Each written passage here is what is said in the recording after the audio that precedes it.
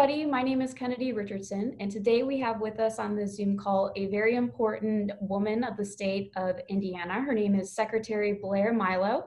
She is Indiana's first Secretary for Career Connections and Talent. So she has a very extensive knowledge of the workforce, employment, all those important things, which is what we're going to be talking about today. So she has a pretty stacked resume. So do you want to go ahead and introduce yourself, Secretary Blair?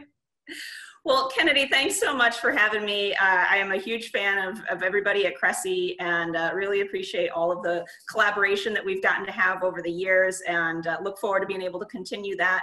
And great to be here. I will share, I guess, a little bit of the crazy adventure that has brought me to today, that I have been blessed enough that I was born and raised in LaPorte, Indiana.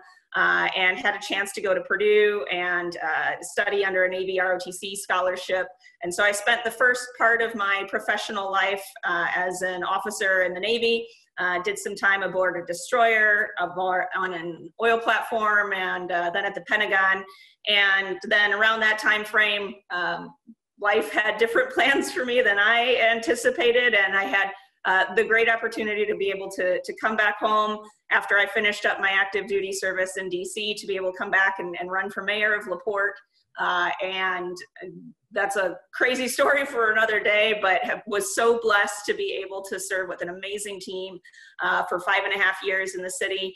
And one of the chief challenges that we discovered as a part of the work that we were doing as we were trying to grow the economy, grow opportunity for the community was, we were growing jobs and growing different types of aspects of our economy, but we were struggling to really be able to get people into those different types of positions. And as I talked with many other mayors across the state, then saw similar trends and was hearing similar trends from others as to different challenges. And so I had the opportunity to serve on the State Workforce Innovation Council that then Governor Pence appointed me to that. And that kind of brought me into a whole different realm of learning about workforce policy, workforce trends, or really, as I like to refer to them, really talent trends, because I think it's more holistic than just the workforce components. And so had the chance to chat regularly with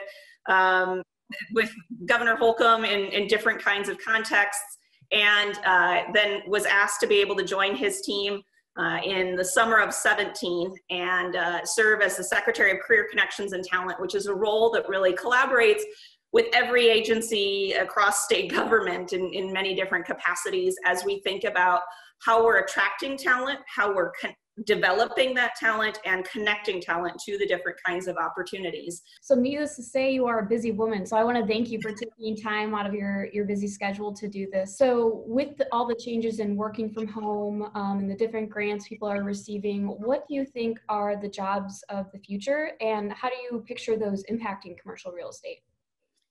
I was just doing some research on looking at what some of the big investment firms are valuing, particularly looking at portfolios that they are interested in tracking from a global standpoint.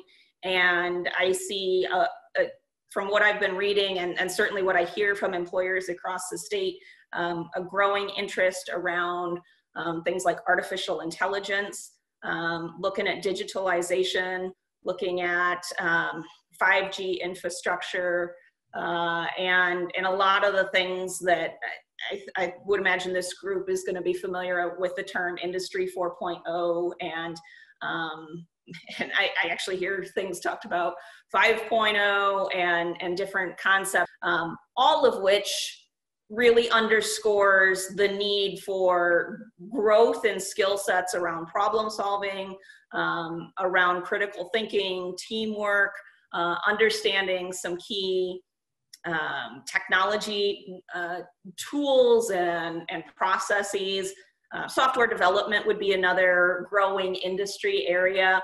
And so I think those are all going to be future of work types of areas, trends, and those affect many different industries. And so healthcare and life sciences was another area that I see. I've seen investment firms talk considerably about what kinds of growth are going to happen there.